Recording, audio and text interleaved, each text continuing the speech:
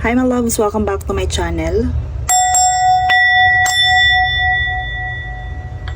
In today's reading, we will going to channel some love situation, and also we will going to channel messages from your person.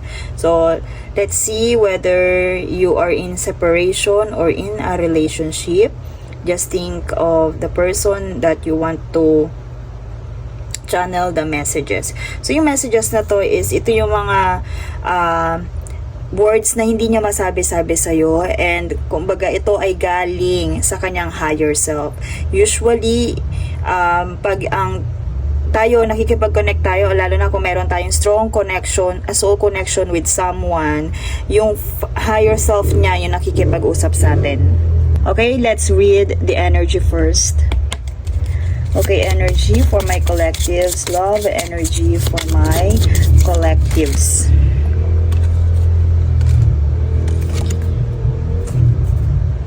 Lockdown. Mental prison. Okay. Done. Completion. Lessons learned.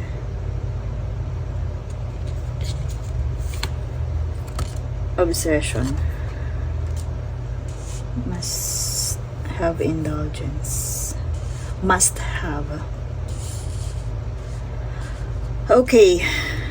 In this situation, I feel na maybe you are dealing with someone na matagal hindi nagparamdam sa'yo. You are dealing with someone na lumayo sa'yo, nag-isolate ng sarili. And now, they are, sabihin natin, they are done with this. They are done with this energy. They are done with this, sabihin natin, mental prison. Kumbaga, tapos na siya doon sa level na kung saan kailangan niyang i-isolate yung kanyang sarili. Or maybe some of our collectives this is energy of our collectives. Pwedeng ganun na tapos ka na doon sa isolation, maaaring ganun. And in this energy, must have indulgence, or kumbaga, from this energy, your guides are telling you na ibalik ulit kung ano man yung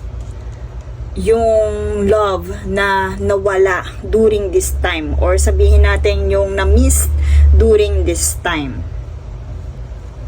And there are your person, sabihin natin, because of some issues in their lives, pero masasabi natin nalagpasan na niya or na-realize na niya yung mga bagay-bagay because of the lessons that they learned in this situation, or maybe personal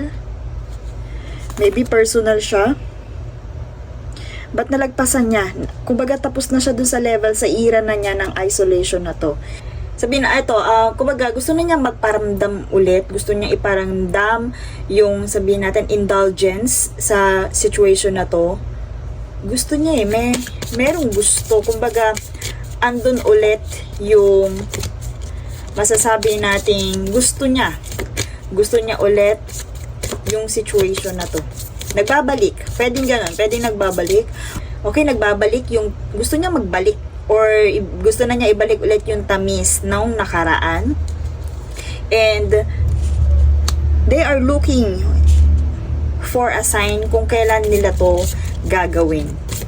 Also, your guides are telling you, ayan, kumbaga, once you hear this message, kumbaga ito ay ipinaihinahanda ka sa mga possibility na pwedeng mangyari because of these cards. Ayan, the signs, the receptive, and the heart. Okay, so kagaya na sinabi ko kanina, yung energy na to, dumaan yung taong to sa lockdown, sa isolation, na aring ginost ka niya, and now they are, sabihin natin, kung hindi mo alam, kung wala kang balita sa kanya, eto yung balita sa kanya, they are completed and learned the lessons. So dito, gusto niya ibalik yung tamis. Gusto niya ma-obsess ulit, malulung ulit dito sa connections na nagkaroon kayo. And your angels and guides are telling you to get ready. Watch out for the signs that leads you to this connection. Watch out for... Okay, dalawa din yung heart na lumitaw. Kung titingnan nyo, ayan. Okay. So, maybe this reading is a sign na may mga tao o yung taong nang iwan sa iyo na realize na it's time again for you to reconnect. Pwedeng reconnect. And sabihin natin, kung nagkaroon kayo ng pagkakalabuan kasi lockdown, so it means na lumayo to sa'yo or in-isolate niya yung sarili niya sa'yo or sa mundo. Watch out for the signs leading you to this connection or to true love. Okay, one of the signs is the green flag. One of the signs is the green flag. Kung ito ay mag-a-appear sa'yo as sabihin natin hindi na niya load yung katoksikan. Hindi na, wala, kumbaga kung hindi mo na feel sa kanya yung ganong energy, maybe that's the sign. Also, the angels and guides are telling you to be attentive with it comes to synchronicities. Pwede yon. Pero itong signs din kasi na to, maaaring dito ito magmula sa person mo.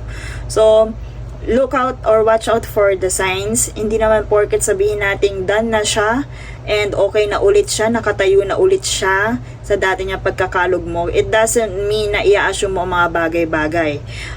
So, watch out for a sign kung talagang yung obsession na to is sa'yo ulit or sa situation ulit. But I strongly feel na dito ulit yon sa situation na to. Pero, hindi pa natin alam kung kailan to.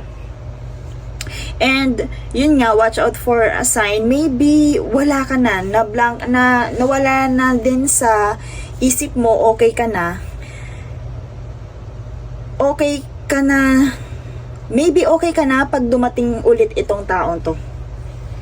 Maybe sabihin natin, kumbaga kinukuha yung attention mo kinukuha ng angels and guides yung attention mo. So, it means na wala ka na, sa time na dumating to, hindi ka na masyadong napapaisip dito or obsessed sa taong to. And, gustong ipakita ng angels and guides mo na yung taong to is gustong bumalik sa'yo. Ngayon, kumbaga, be ready to receive what fate has planned for you. So, maaari nga naging hopeless ka na, tinalikuran mo na, you are also done with this situation. You are also learned about the lessons from this situation. But eto nga, be ready to receive what fate has planned for you. Okay, so some of our collectives, maybe this person is brand new. Maybe this person is brand new or refresh again.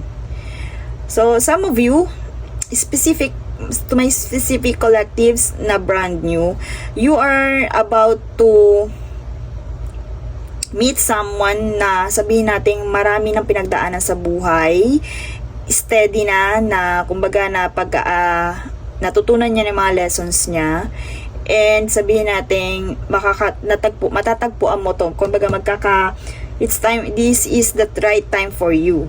And doon naman sa mga sabihin natin nilayuan, doon sa mga nilayuan, kumbaga, darating yung taong to, kagaya ng sinabi ko, unexpectedly, and sabihin natin, baka parang wala ka na. Baka wala ka ng feeling sa taong to pag bumalik siya sa'yo. So, maging open-minded na if ever magpakita ulit yung taong to sa'yo, look for a sign. And isa sa mga sign na yon is makikita mo na they are done with their lessons. So, maaaring you begin again the heartbeat. Maaaring tumibok ulit ang puso ninyo once na nag-meet kayo. Maaaring nandun ulit, ganyan. Kasi, look, andito yung sweetness, andito yung sabihin natin, andun pa rin yung kaba. Kasi di ba pag kinakabahan ka, medyo parang nagiging intense kasi alam mo, may feelings ka talaga sa kanya. Okay? So, be ready about the fate. Ito ay, kumbaga, part ng yung destiny. So, during this time, ano yung message sa'yo ng person na to? Ano yung gusto niya sabihin sa'yo during this time?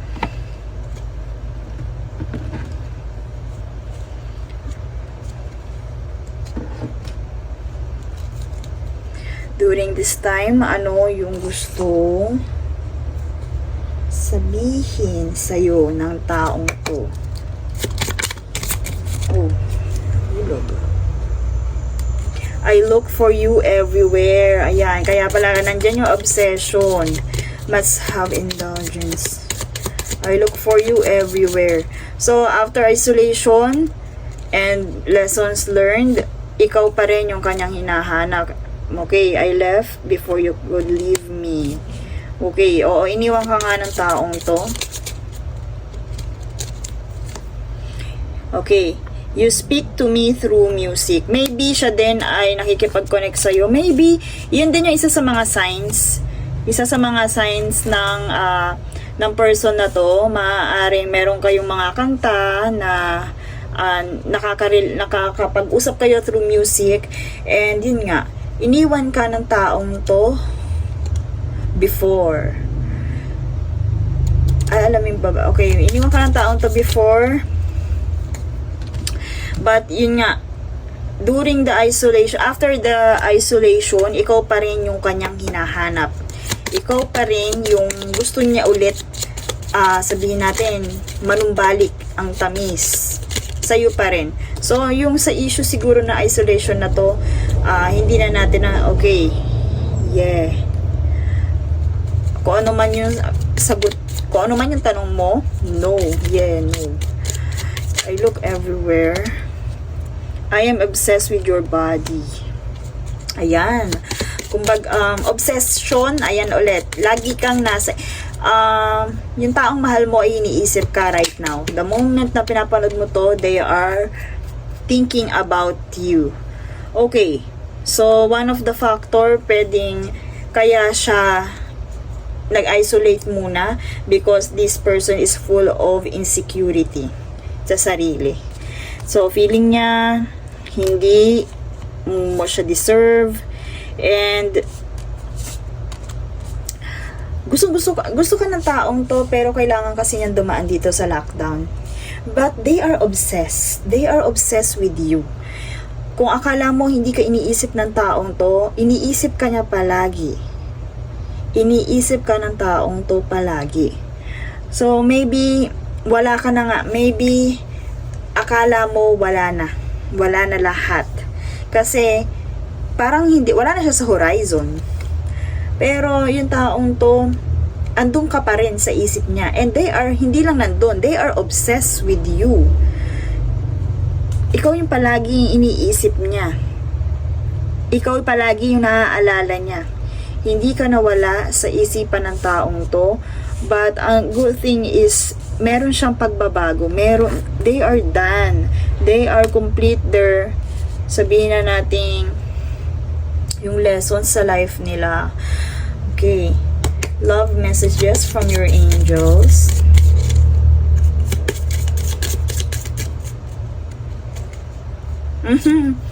Okay. Maaring this situation involve marriage.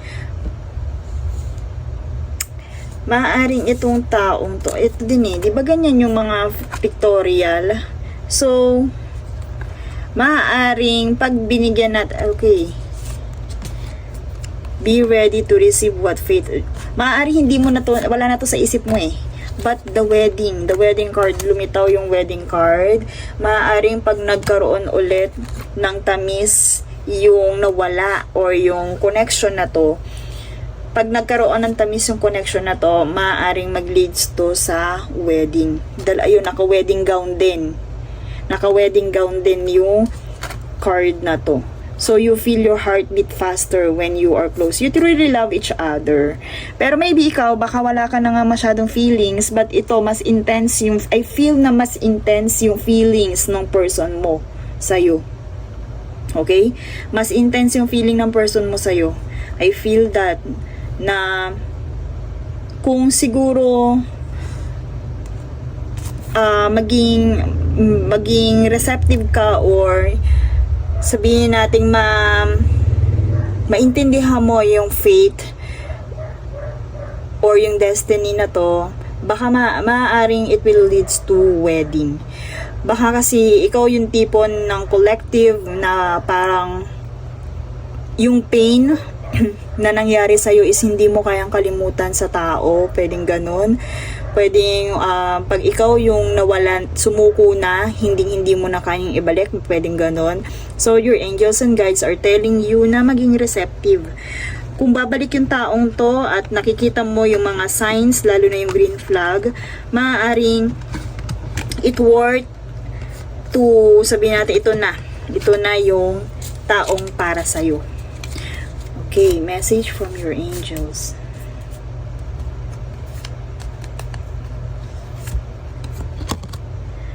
Okay, new beginning. Ito ang wedding na to. Ito yung magiging new beginning ninyo. Okay, new beginning. A new adventure awaits. Embrace it and live your dreams passionately. Okay, maaaring brand new na when it comes to this love situation. Maaaring may malaki talagang pagbabago because of this isolation na ginawa ng taong to para makomplete na niya yung kanyang mga lessons na kailangang matutunan. Okay? And that's all for this reading, my loves. I'm sending you lots of healing and love. See you in my next one.